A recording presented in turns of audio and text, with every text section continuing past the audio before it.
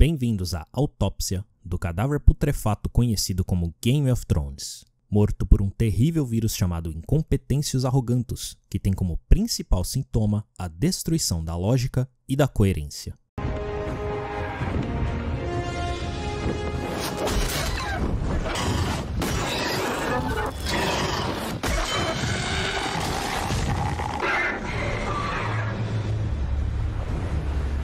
What the fuck?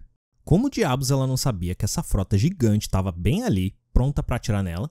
É impossível mover um comboio desse tamanho sem ser notado. While Dany kind of forgot about the Iron Fleet and Euron's forces, they certainly haven't forgotten about her. Pera, calma. Ela meio que esqueceu? Daenerys Targaryen meio que esqueceu de um dos seus principais inimigos. Mas ela não perguntou sobre essa frota no Conselho de Guerra? And the Golden Company has arrived in King's Landing, courtesy of the Greyjoy Fleet. Tá vendo?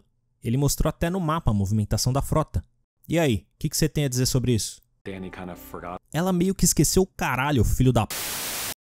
Ah, Game of Thrones. Se você perguntasse pra qualquer pessoa em 2013 qual é a melhor série que existe, a maioria responderia Game of Thrones. Breaking Bad era forte competição, claro. Mas o fato é que o Jogo dos Tronos era um fenômeno mundial tão absurdamente gigantesco que dizer que nunca assistiu Game of Thrones era como dizer que nunca bebeu água. As pessoas te olhavam como se você fosse um alienígena que fugiu da Área 51.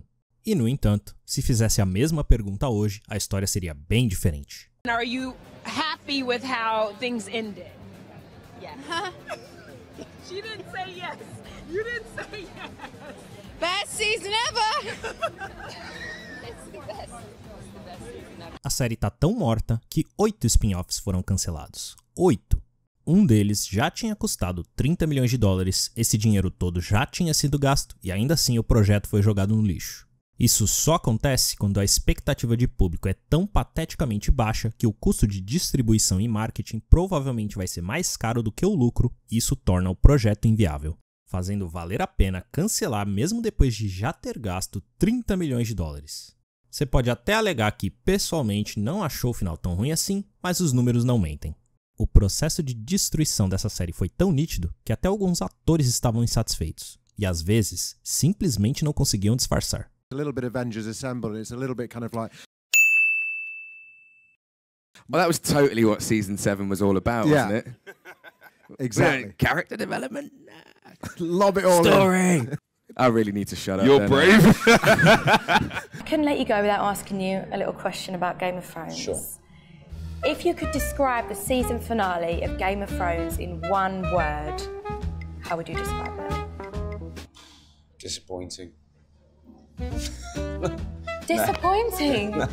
Mas como será que foi possível transformar diamante em uma enorme pilha de bosta? Será que é magia do sangue? Não exatamente. A verdadeira resposta envolve esses dois debilóides aqui, cujos crimes contra os princípios do storytelling são tão graves que violam as convenções de Genebra. O que esses filhos de meretriz fizeram com Game of Thrones deveria dar 400 anos de cadeia, mas não foi sempre assim. O início da série foi absolutamente lendário, e por mais que me doa, tenho que admitir que o crédito é deles, David Benioff e D.B. Weiss, que de agora em diante chamarei de Irmãos D&D. Esses dois palhaços são excelentes adaptadores de livros. Se eles já têm a história escrita e só precisam transformá-la em episódio para TV, não tem ninguém melhor que esses caras na indústria inteira. Por isso que as 4 primeiras temporadas de Game of Thrones eram verdadeiras obras-primas. Tem até mesmo gente que alega que a primeira temporada era até melhor que o livro. Será que isso é verdade? Bem-vindos à série A Queda de Game of Thrones, onde vou analisar cada temporada de um dos maiores fenômenos da história da TV americana e explicar onde foi que deu ruim. O que é que a tornava tão brilhante no início? Como diabos tudo isso foi destruído? Será que tinham sinais de problemas já logo nas primeiras temporadas? Será mesmo que só começou a ficar ruim na 8ª? Se você já se perguntou sobre essas coisas, tanto quanto eu, essa série é pra você. A história começa exatamente como nos livros. 3 homens atravessam um túnel de gelo e seguem para uma floresta invernal, deixando uma muralha de tamanho absurdamente impossível para trás. Mostrar um local tão diferente e marcante que não pode ser confundido é uma excelente ideia, porque assim que um outro personagem mencionar a muralha, saberemos que estão falando desse lugar. Essa é uma das melhores formas de situar o público em seu mundo logo no começo. Suas ordens são para localizar um grupo que chamam de selvagens, ou wildlings. E essa nomenclatura cria uma distinção imediata entre eles, os supostamente civilizados e aqueles que procuram.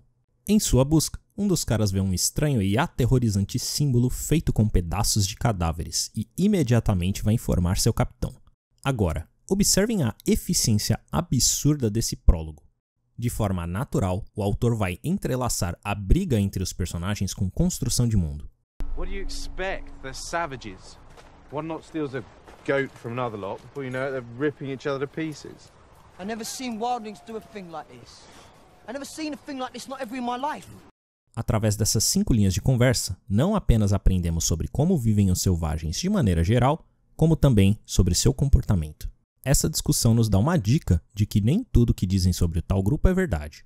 O capitão acredita que são brutais e violentos, mas o subordinado garante que nunca os viu fazendo nada tão bizarro. Isso cria certas expectativas para quando de fato vermos esse povo selvagem no futuro, e imediatamente ficamos curiosos para saber a verdade sobre eles. Mas o mais importante aqui é o aumento da tensão. Seja lá quem foi que fez o símbolo, é alguém muito pior que esses tais selvagens. Mas o capitão não dá ouvidos. They even killed the children. It's a good thing we're not children. You want to run away south, run away. Of course, they will behead you as a deserter. Logo fica claro que essa organização a qual pertencem nossos protagonistas tem 2 funções. Investigar problemas no norte, e sabemos que estão no norte por causa da frase fugir para o sul, e lidar com esses tais selvagens. E de quebra, também aprendemos que desertar é punido com a morte. A totalidade desse diálogo não dá nem 2 minutos de tempo de tela. E mesmo assim é uma enciclopédia de informação importante e folclore, só que tem mais. O trio eventualmente se depara com forças malignas e incompreensíveis. Seres imortais, de força e habilidades sobre-humanas.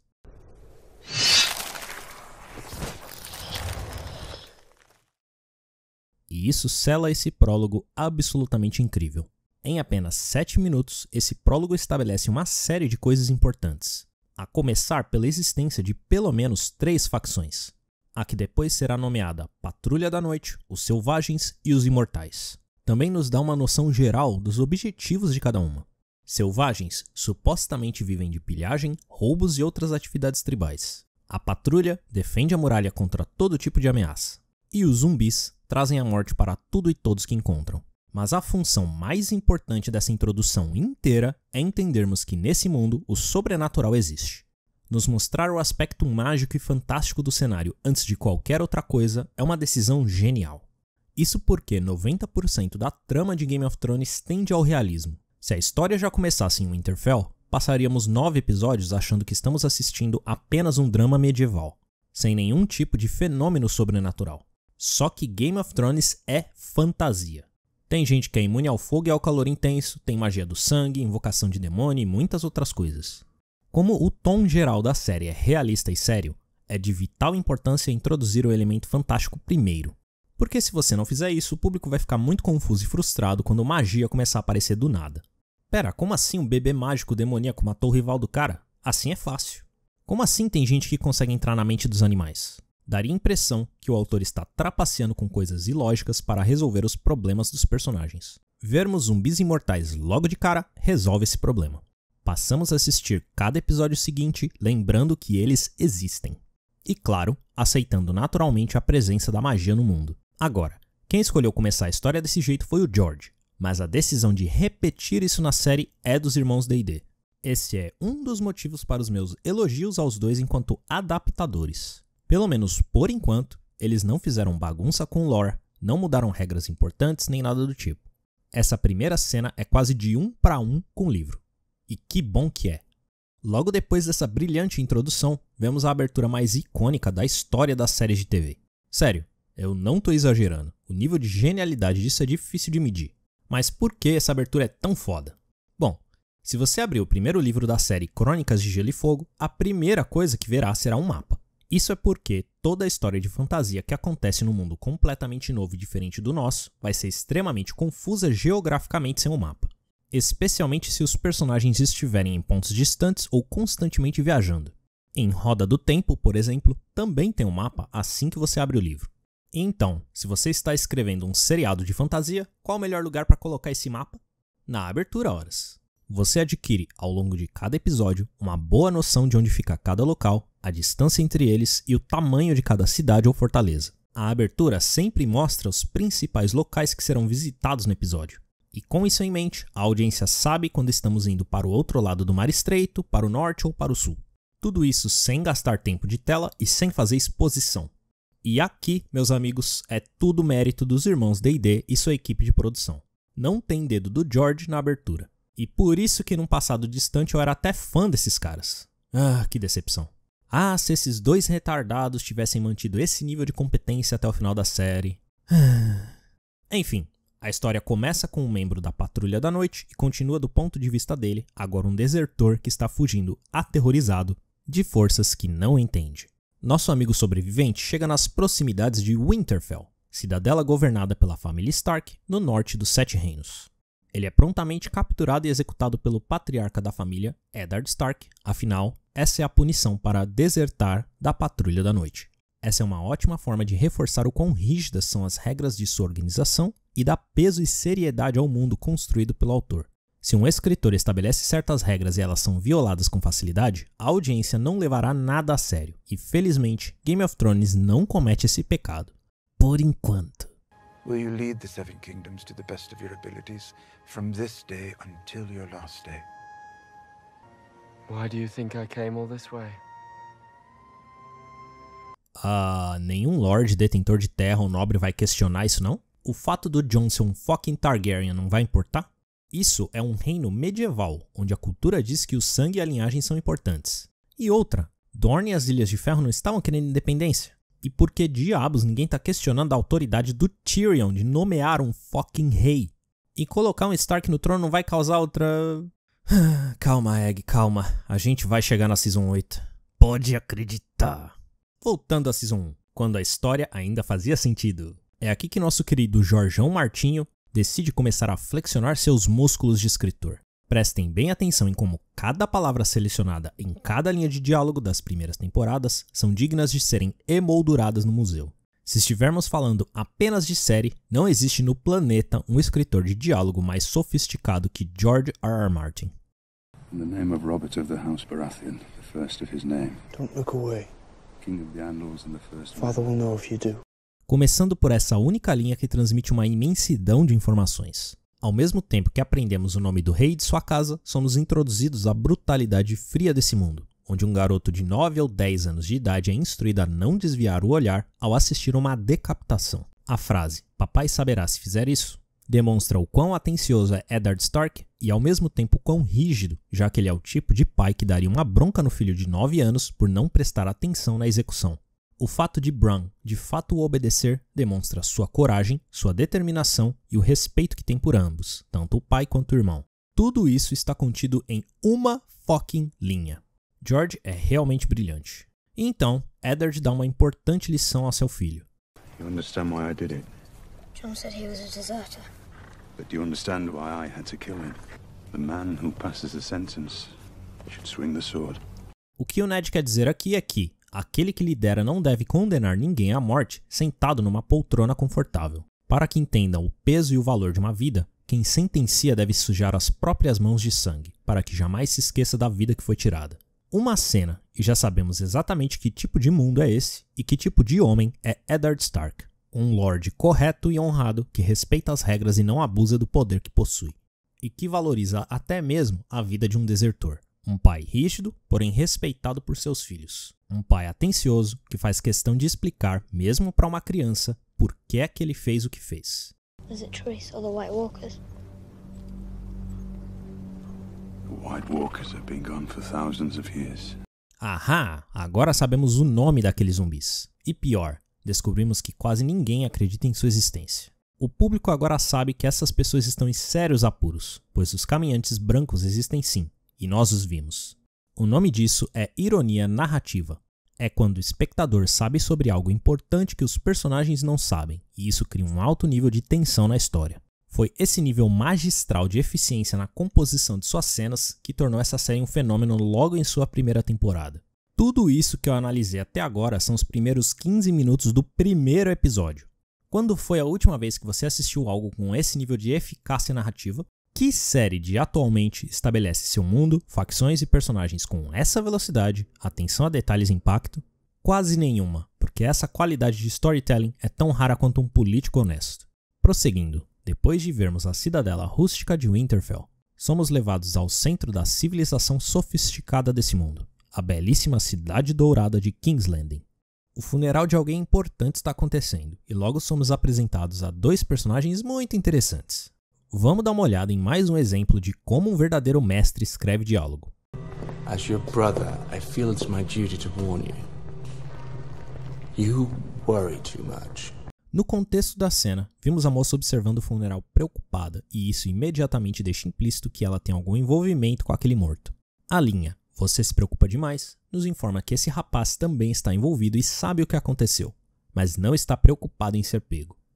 What if John Arryn told someone? Já essa frase não apenas solidifica o envolvimento deles, como deixa implícito que o motivo da morte é algum segredo que não pode vazar. Mas tem 3 palavrinhas na conversa que são bem mais interessantes. Como seu irmão? Não entenderemos o peso de tais palavras até vermos esses dois praticando luta greco-romana pelados.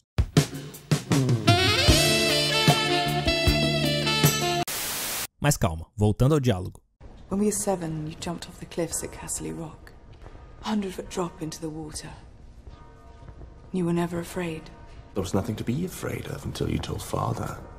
Lannisters don't act like fools. O ato de pular de um penhasco é uma demonstração de coragem e prudência, mas ele também serve para criar um contraste interessante. Essa coragem de Jaime tem um limite claro: seu pai. Pular de 30 metros de altura? Beleza. Enfrentar meu pai? Nem fudendo. Seja lá quem for o pai desse cara, ele causa muito mais medo do que o penhasco. E é assim, meus amigos, que você estabelece a existência de um personagem marcante de forma indireta. Cria um puta hype logo de cara. Eu nem vi esse tal papai Lannister e já tô todo cagado. E a expressão Lannisters não agem como tolos não só nos ensina o nome da família, como nos informa a personalidade do pai deles. Prudente, coerente e que valoriza muito o nome e a honra da família. Se você conhece outra série que dá esse nível de informação sobre um personagem que ainda nem foi nomeado ou sequer apareceu, em 30 fucking segundos, me fala aí que eu quero assistir, deixa aí nos comentários. Por fim, o primeiro episódio nos apresenta as principais facções, personagens, o cenário e o conflito central.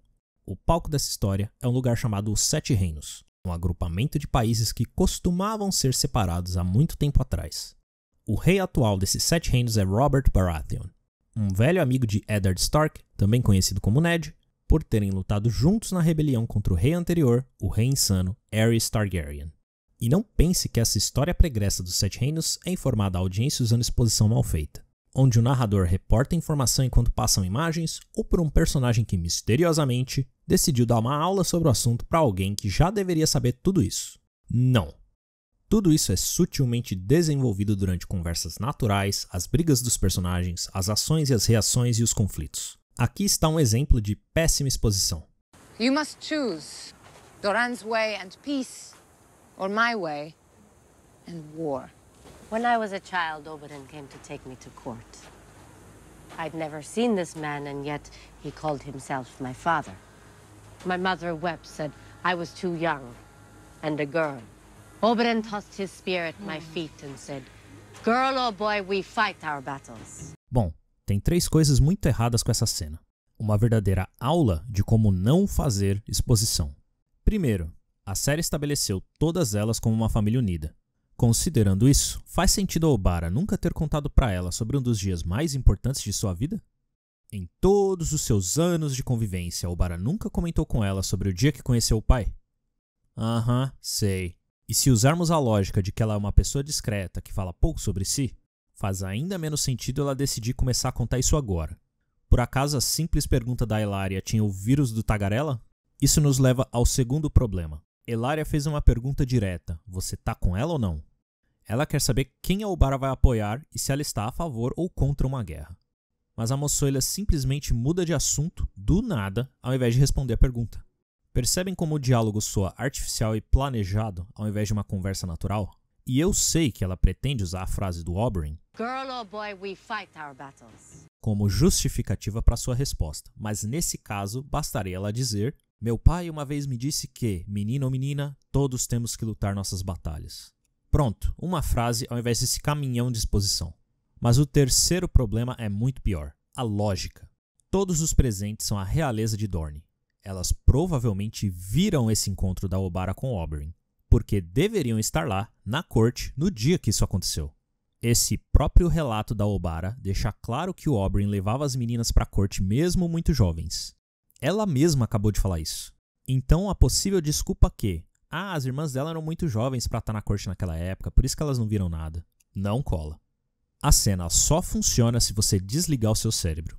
Se você parar para pensar no contexto por 5 segundos, toda a lógica dela colapsa. E é isso que separa a maestria narrativa do amadorismo. Dá uma olhada na forma correta de escrever diálogo expositório. Must have been a rare wench to make Lord Eddard Stark forget his honor. You never told me what she looked like. Nor will I. Ned é conhecido por ser um homem correto, mas ele não é perfeito. No passado, Ned traiu sua esposa uma única vez e o resultado foi Jon Snow. Mas a cena deixa claro que ele não gosta de lembrar disso e até se recusa a falar sobre a moça. Ned está claramente arrependido. We were at war. None of us knew if we were going to go back home again. You're too hard on yourself. E esse próximo trecho brilhante desenvolve ambos os personagens simultaneamente. Robert é muito menos apegado à moralidade e Ned é muito mais certinho do que imaginávamos. Poucos culpariam um jovem rapaz, especialmente em uma era medieval e no meio de uma guerra, por se deitar com uma moça uma única vez. Mas Ned não era um rapaz comum mesmo quando jovem. Sua valorização da honra já estava firme e essa conversa revela um pouco mais de seu caráter. Vocês estão vendo a diferença? O que está sendo dito não é artificial, os personagens estão genuinamente discutindo uma diferença de opiniões. No contexto da cena, os dois estão parando para descansar durante a viagem e entram no assunto naturalmente. Amigos batendo papo sobre antigos casos é completamente normal. É exposição, já que o diálogo é tanto para o público quanto para os personagens, mas é boa exposição, a forma correta de usar essa técnica. A conversa respeita a personalidade de cada personagem e faz sentido acontecer naquela situação.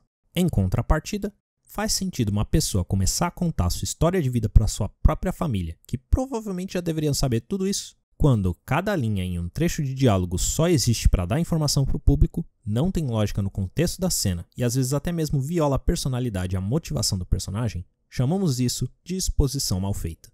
Imagina uma conversa entre você e sua mãe. Oi filho, como foi a aula? Foi ótimo. Lembra quando a senhora me levou no parque e blá blá blá blá blá blá. Nenhum ser humano na face dessa terra começa uma conversa desse jeito. Enfim, meu ponto é que o diálogo expositório de Game of Thrones deixou de ser vinho e virou diarreia depois da 5ª temporada. Mas esse é um assunto para o futuro. Robert foi visitar Winterfell porque seu antigo mão do rei, Jon Arryn, morreu de causas naturais e o rei quer que seu velho amigo assuma o cargo. Só que nós, os espectadores, já sabemos que Jon Arryn não morreu de causas naturais coisa nenhuma. E justamente por também saber que ele foi assassinado, Ned aceita a missão. Mais um uso de ironia narrativa para aumentar a tensão da história. Brilhante, George. Porém, antes que Ned partisse, seu filho Brandon Stark decidiu escalar uma torre. Algo que o garoto sempre fazia por diversão e era muito bom nisso. Só que dessa vez, ele viu algo que não devia. O casal de irmãos, Jaime e Cersei, são literalmente um casal. E por ter visto os dois brincando de lutinha pelados... Things I do for love. Que puta primeiro episódio, mano. Quando eu assisti isso pela primeira vez eu fiquei em choque, num bom sentido. E assisti o resto da temporada inteira em um dia só. E o resto da Season 1 continua demonstrando esse mesmo nível de maestria em seu diálogo, composição de cenas, construção de mundo e conflito. A verdadeira magia de Game of Thrones está em sua eficiência. Praticamente não existem cenas inúteis nas 4 primeiras temporadas. Quase nenhuma linha de diálogo é desperdiçada. Até mesmo as conversas que parecem mundanas, que não avançam a trama e aparentemente não importam, na verdade são densas em desenvolvimento de personagem, demonstração de caráter e world building. Gods, this is country. I've half a mind to leave them all behind and keep going. And half a mind to go with you. Parece que eles estão jogando conversa fora, não parece? É um comentário bobo sobre a beleza do campo e sobre um desejo de aventura que os dois têm. Mas a verdade é que de trivial, essas meras 3 linhas de fala não tem nada. Essa brevíssima troca de palavras deixa claro que esses dois não gostam do poder. O rei não gosta de reinar e se pudesse sairia se aventurando por aí. E Ned não quer ser o mão do rei ou se envolver com a corte e se pudesse iria com Robert.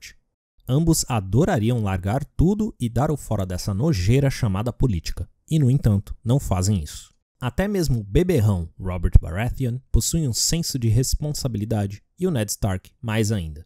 3 linhas e aprendemos a profundidade da amizade dos dois e a confiança que eles têm um no outro. Afinal, estão admitindo abertamente como realmente se sentem sobre governar. Algo extremamente íntimo e que talvez seja até perigoso de ser dito. Ganhamos um vislumbre sobre como eles pensam, o que desejam e como se comportam. Mas acima de tudo, a conversa revela caráter. O verdadeiro caráter de um ser humano só é revelado em 2 momentos. Quando está sob enorme pressão ou quando essa pessoa adquire poder. Como disse Maquiavel, dê poder ao homem e descobrirá quem ele realmente é. Nessa cena que eu estou usando de exemplo, esses dois são literalmente os homens mais poderosos do reino inteiro, o rei e seu braço direito. Eles poderiam fazer o que bem entendem e, no entanto, fazem o que precisam e não o que desejam. Os dois têm o poder nas mãos, mas não o usam. O diálogo de Game of Thrones é tão eficiente, natural e denso que 3 fucking linhas geram uma análise desse tamanho. Absolutamente incrível. Mas chega. Se eu ficar analisando cada diálogo, esse vídeo vai acabar tendo umas 5 horas de duração. Vamos seguir em frente. Ned vai até King's Landing e serve como mão do rei ao mesmo tempo que investiga a morte de seu antecessor, Jon Arryn. Jon foi um amado e respeitado mentor de Ned Stark, tanto que seu filho Jon Snow recebeu esse nome em sua homenagem. E para Ned, essa investigação também é algo pessoal. Ned eventualmente descobre que os filhos do rei não são filhos do rei, mas sim de sua esposa, a rainha Cersei, com o próprio irmão, Jaime Lannister. Aqueles dois que gostam de treinar jiu-jitsu sem roupa, lembram? Isso significa que o próximo rei legítimo não é o príncipe Joffrey, pois ele é produto de incesto e não filho de Robert. Aliás, todos os príncipes são fruto de incesto, não só o Joffrey. Ha! Esses dois são piores do que personagem de filme por... Só que enquanto Ned descobria tudo isso, sua esposa Catelyn Stark estava investigando a tentativa de assassinato de seu filho Brandon. Não bastasse o Jaime empurrar o garoto da janela, assim que o casal hentai descobriu que ele sobreviveu, mandaram o assassino tentar matar o moleque. O pessoalzinho gente boa, e isso teve severas consequências. Aliás, todo o problema começa quando Catelyn Stark é enganada pelo seu próprio senso de honra, algo que, ironicamente, também acaba acontecendo com seu marido. Conheçam Peter Baelish, o tesoureiro do reino e também conhecido como Mindinho, ou Littlefinger. Catelyn cresceu junto com ele e o conhece desde criança, e por isso, erroneamente, acredita que ele é um amigo leal. É assim que o Mindinho se aproveita desse senso de confiança para fazer os Starks acreditarem que Tyrion Lannister foi o mandante do assassinato. Tyrion Lannister. Vamos falar sobre o melhor personagem dessa série inteira? Por enquanto, né? Porque esses retardados vão cagar esse personagem também. Enfim, Tyrion é aquele personagem de D&D que botou 20 de carisma. Ele sai de praticamente qualquer situação no papo, com inteligência e sagacidade, e honestamente, ele seria o imperador dos 7 reinos se não tivesse nascido anão. Pera aí, Egg, como assim? Que preconceito é esse com os anões? Não meu, do pai dele.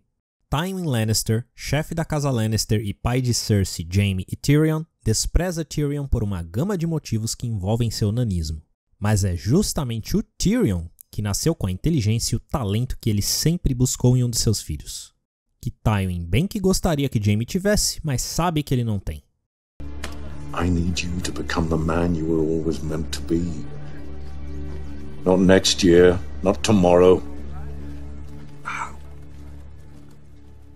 Não fosse esse ressentimento por Tyrion, Tywin teria um aliado implacável e brilhante do seu lado, e essa dupla teria dominado a porra toda com facilidade. E essa é a tragédia de Tywin Lannister, que sempre teve exatamente o que buscava nos filhos em Tyrion, mas jamais enxergou isso. E embora esse não seja exatamente o caso nos livros, onde o Tyrion é bem diferente, na série tem mais uma coisa sobre ele que o torna um indivíduo singular. Em um mundo cheio de filhos da puta, Tyrion é genuinamente uma boa pessoa. Ele é do tipo que dá o conselho certo na hora certa para a pessoa certa. É dotado de grande empatia e compaixão e é um dos únicos em todo esse jogo político que quer o bem da população e do reino e não apenas poder para si próprio. Quando Jon Snow o filho bastardo de Ned Stark decidiu se juntar à Patrulha da Noite por vontade própria, ele começou sua estadia na muralha muito mal. Jon usou suas habilidades superiores de combate, aprendidas e treinadas em uma casa nobre, para espancar e humilhar seus próprios aliados. Ele faz isso porque no início o Jon desprezava os outros novatos da patrulha. Afinal, só existem duas formas de entrar na Night's Watch: vontade própria ou cometendo um crime grave e sendo condenado a servir. Muitos dos membros da patrulha são ladrões, estupradores e assassinos. E Jon pensa isso dos rapazes recém-chegados sem nem ter perguntado. É justamente o Tyrion que abre seus olhos para a verdade. Muitos daqueles rapazes foram falsamente acusados por terem mexido com gente poderosa. E Tyrion também o ensina que antagonizar seus próprios companheiros é um caminho rápido para o caixão. Graças a isso, Jon muda aos poucos e tem um belo arco de personagem, descobrindo na patrulha novas amizades fortes e reais que impactarão toda a sua vida. Mas não foi só pro Jon que o Tyrion deu esperança. Inteligente como é, ele desenhou um design de sela para cavalo que permite a Brandon cavalgar, mesmo aleijado. E ele faz todas essas coisas sem segundas intenções, sem pedir favores para o futuro nem nada. E é aí que entra o erro de Catelyn Stark. Convencida pelo Mindinho, ela acredita que foi Tyrion que quase ceifou a vida de seu filho. E por isso ela invoca a autoridade dos Starks e o captura. Por um lado, isso foi um erro que vai resultar em Ned perdendo alguns de seus melhores homens e sendo gravemente ferido. Só que por outro, ironicamente, essa foi a melhor coisa que ela poderia ter feito. Isso é, se o Tyrion não fosse um fucking gênio, claro. Digo isso porque seria absolutamente vital ter um Lannister como refém quando as coisas começassem a dar errado para os Starks. E no entanto, nosso amigo anão faz uso de sua riqueza e inteligência incomparável para conseguir a própria liberdade sem a ajuda de ninguém. Capturado por inimigos sozinho e cercado de hostilidade, Tyrion força a corte do Vale de Arryn a conceder um julgamento por combate. Ele sabe que argumentos não funcionam em território inimigo, finge que pretende confessar seus crimes e confessa um monte de asneiras. I made the bald man cry into the turtle stew, which I do believe my sister ate. At least I hope she did. Quando na verdade tem total intenção de demonstrar a todos a injustiça arbitrária do Vale. Lysa Arryn, esposa do falecido mão do rei Jon Arryn, não tem escolha senão conceder o julgamento por combate. Afinal, essa é uma tradição antiga e inegável dos Sete Reinos que ela não tem como quebrar na frente da corte. E é assim que Tyrion se safa da execução e dá o fora do Vale. E essa é a principal fraqueza dos Starks. Se Catelyn não fosse exatamente como seu marido, honrada, justa e coerente, ela teria forçado a captura de Tyrion mesmo contra a lei. E seria possível trocá-lo pela vida de Ned no futuro próximo. E no entanto, correta como ela é, ela permite que ele vá embora pois o julgamento foi justo. Catelyn e Ned logo aprenderiam uma dura lição. Honra não vence o jogo dos tronos. When the king returns from his hunt, I'll tell him the truth. You must be gone by then. You and your children. I will not have their blood on my hands. Robert's wrath will follow you. And what of my wrath, Lord Stark? You should have taken the realm for yourself. When you play the Game of Thrones, you win, or you die. There is no middle ground. Da mesma forma que seu senso moral fez Catelyn libertar Tyrion, Ned comete o mesmo erro com Cersei. Ao invés de mandar prender a rainha assim que descobriu sobre o incesto e a ilegitimidade do príncipe, Ned ficou com pena dela e a ofereceu uma chance. Eddard Stark não tem estômago para simplesmente destruir a vida de uma mãe e seus filhos, porque diferente da rainha, ele tem consciência. A verdade é que se Robert ficasse sabendo que seus filhos são todos de Jaime, ele teria executado até mesmo as crianças sem piedade e feito coisa muito pior com Cersei. É por saber disso que Ned quer dar uma chance de fuga para ela. Esse foi seu primeiro erro fatal, mas não foi o único. Pior que isso foi confiar no traiçoeiro Mindinho para ajudá-lo a contestar o trono. Essa soma de erros causados tanto por tolice quanto por honra resulta em Eddard Stark perdendo a cabeça no final da temporada. Temos dois temas presentes aqui. 1. Ter escrúpulos no mundo inescrupuloso é extremamente perigoso. 2. A podridão política e a corrupção podem levar um país à destruição. Isso porque enquanto os imortais ressurgem no norte, os mimados do sul brigam por uma cadeira nada confortável, sem saber que nada disso vai importar quando o inverno chegar para todos. Quando os mortos decidirem acabar com toda a civilização e destruir tudo o que os arrogantes nobres construíram, qual bunda está sentada no trono se tornará irrelevante. Ou pelo menos esse deveria ser o caso, porque graças a essa dupla de retardados, o inverno e a longa noite vai ser resolvida em um único fucking episódio. Não, você não ouviu errado. A batalha final contra o exército de mortos e contra o final boss não resulta em porra nenhuma e é resolvida em uma fucking noite. Eu não tô zoando. Todo esse preparo, todo esse hype gerado, todo esse terror iminente vai ser completamente desperdiçado. Why did you come here? Didn't mean to come here. Meant to get much further south than this. As far south as south goes. Before the long night comes. Why? What are you afraid of? There's things that sleep in the day and hunt at night. They've been gone for thousands of years. They wasn't gone, old man. They were sleeping. And they ain't sleeping no more. Esse não é o único momento que essa série tenta criar tensão narrativa por causa dos White Walkers. Tem umas 20 cenas similares nas primeiras 7 temporadas. E, no entanto,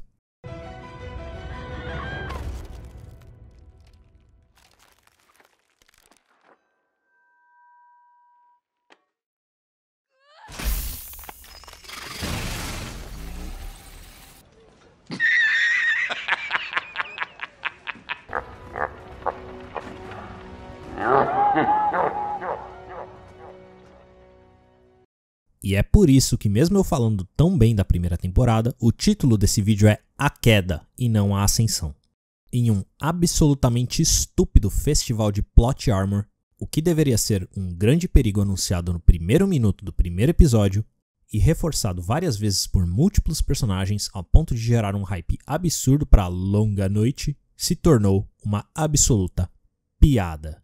O episódio inteiro é chamado de A Longa Noite, só que ele não foi nada além de um circo onde você, o espectador, era o palhaço. E foi essa falha colossal em atender até as expectativas mais baixas, um dos principais motivos para a morte dessa franquia e o cancelamento de 8 spin-offs. Se o negócio acaba de um jeito tão tosco, por que alguém deveria se importar com séries derivadas? É tipo assistir One Piece tomando spoiler que o Luffy nunca vira o rei dos piratas. What the fuck? Não me entenda mal, House of the Dragon é muito bom, mas só porque o George continua sendo um escritor brilhante. O mérito está na qualidade daquela série por si só e não no interesse deixado pela original. Era para cada uma dessas séries derivadas fazer um sucesso estrondoso, mas o jeito que cagaram o final de Game of Thrones destruiu para muita gente o interesse pela franquia. Então a primeira temporada é perfeita e só depois que fica ruim? Não, meus amigos. Por incrível que pareça, eu encontrei claros sinais de problema já logo na Season 1.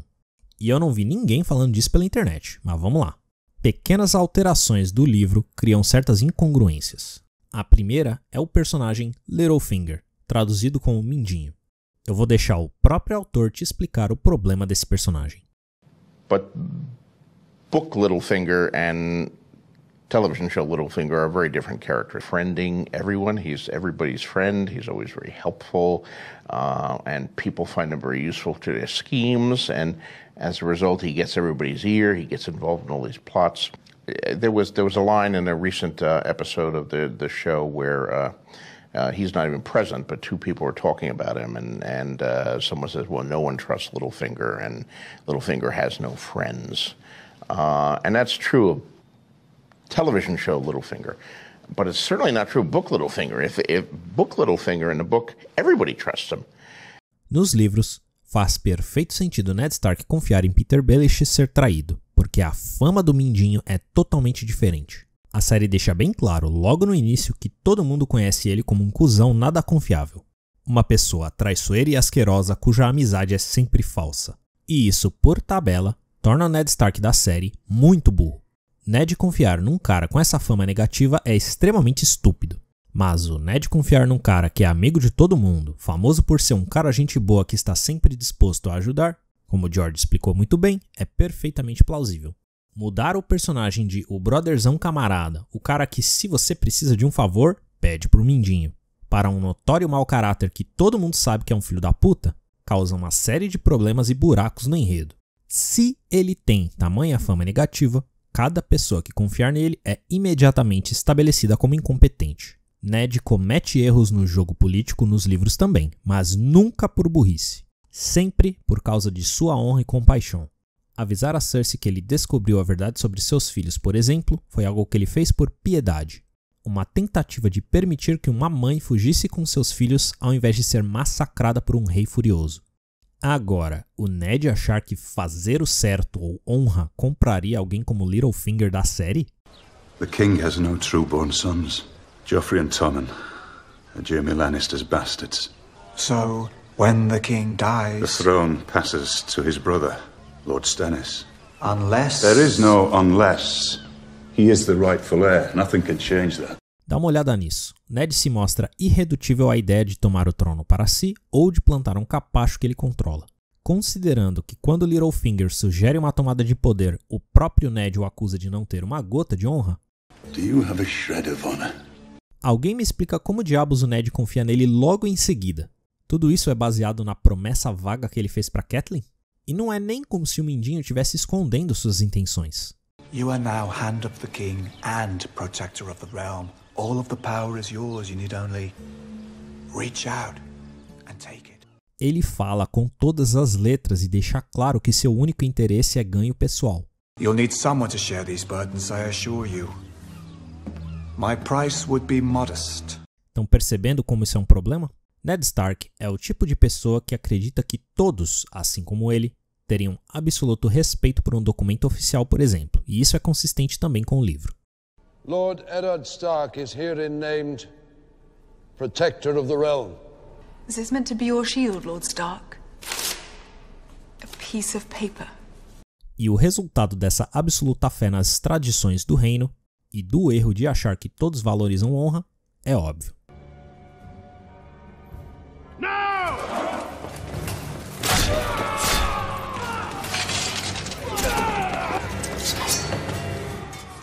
Did warn you not to trust me. Só que como o próprio Mindinho tá dizendo aqui, sim, ele literalmente avisou que não era confiável, mas o Ned da série é retardado aparentemente.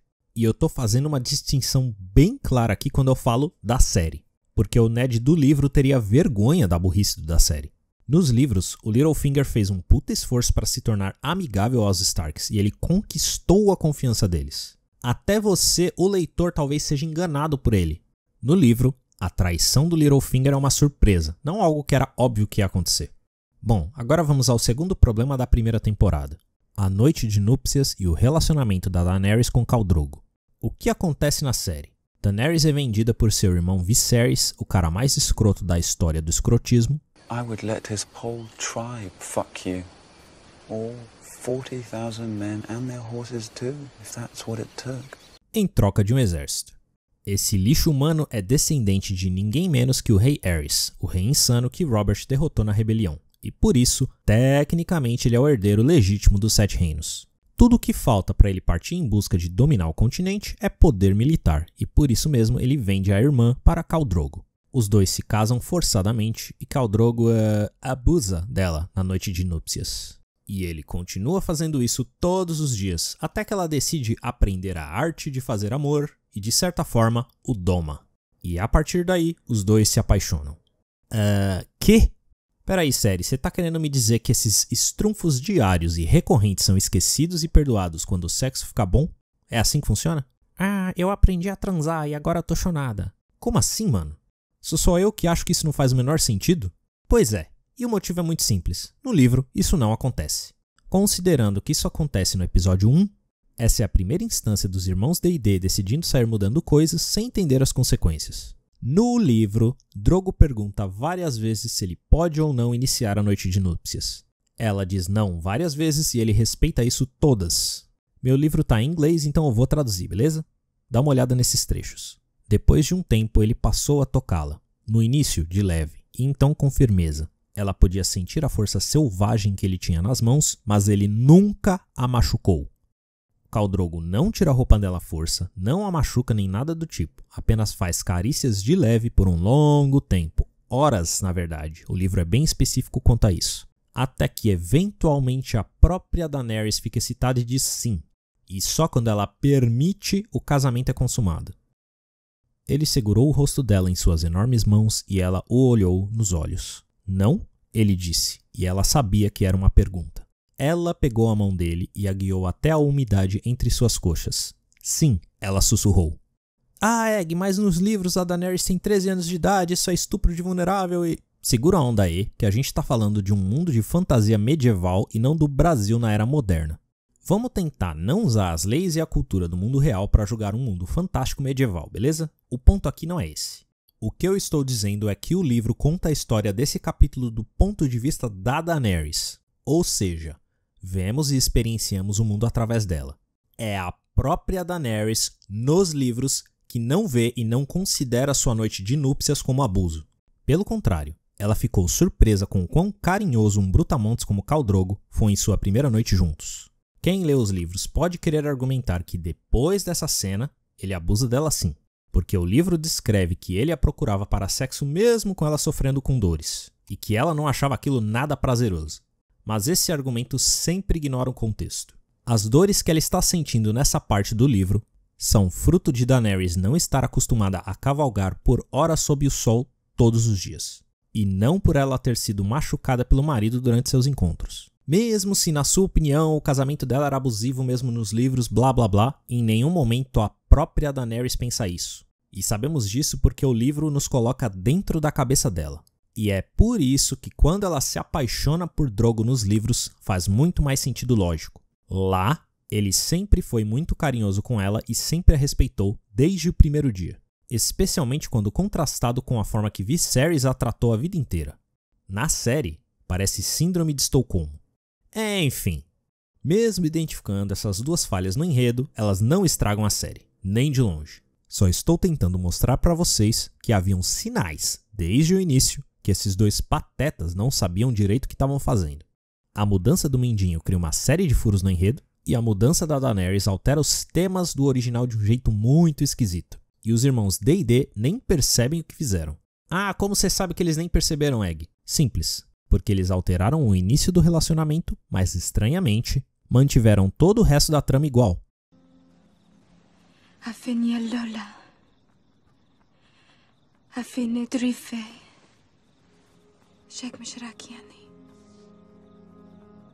Imagina chamar alguém que usou seu corpo para própria satisfação sem seu consentimento várias vezes de um nomezinho romântico.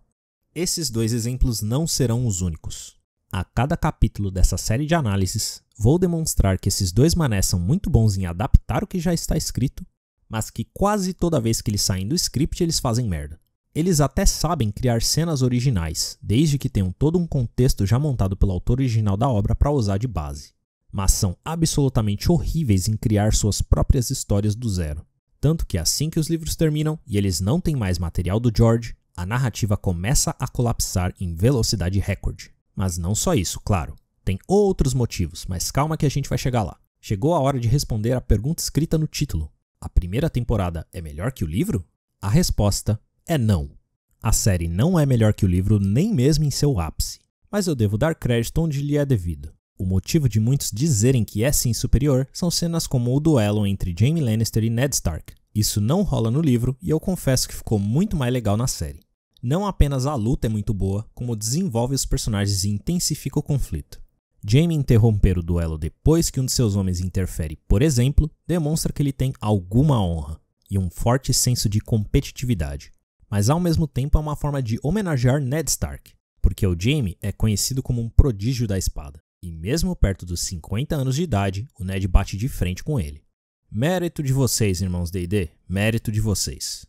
Game of Thrones não começa só excelente, começa lendário. Diálogo imaculado, ritmo perfeito, sem praticamente nenhuma cena inútil ou entediante. Com desenvolvimento profundo dos personagens já logo no início. As motivações de cada personagem são claras, suas personalidades são interessantes. Porém, acima de tudo, o melhor aspecto de Game of Thrones é a completa ausência da famosa plot armor.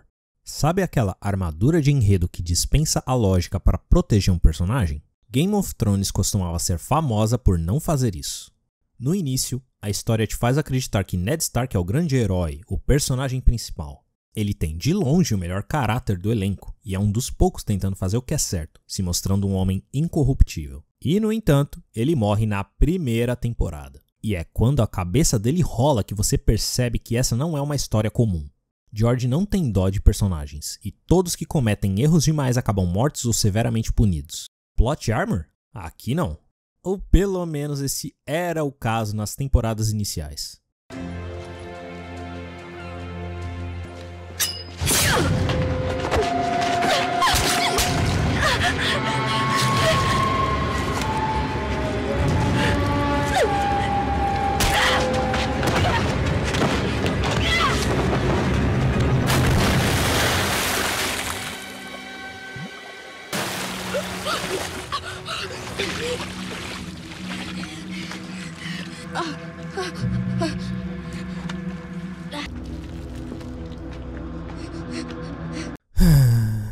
A armadura de enredo volta com toda a força assim que o material dos livros acaba e os irmãos D&D começam a elaborar a trama sozinhos.